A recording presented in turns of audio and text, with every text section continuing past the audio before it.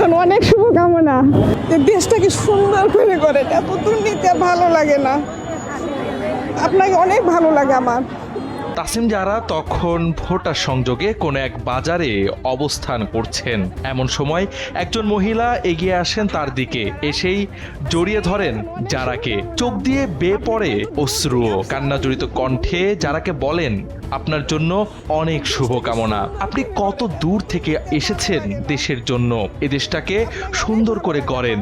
এত দুর্নীতি আর ভালো লাগে না। আমি জানি আপনি আজ এখানে আসবেন, সেজন্য আমি অনেক দূর থেকে এসেছি। কান্না জড়িত কণ্ঠে ওই মহিলা আরো বলেন, আপনি এত আরামায়েশে জীবন ছেড়ে দেশের জন্য চলে এসেছেন, সেজন্য আপনাকে ভালো লাগে।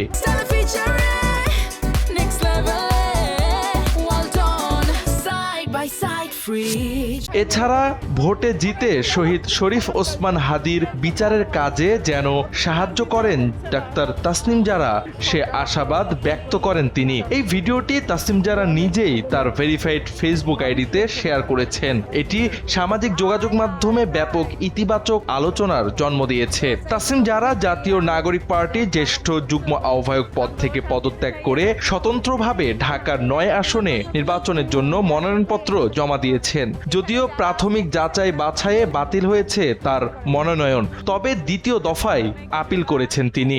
আপনি এত আরামায়েশের জীবনযাপন ছেড়ে আমাদের দেশে আসছেন, আপনারও দেশ। আমি আপনাদের কেউ ঘরের আসে মেয়ে। না, কেউ আসে না, আপনি আসছেন।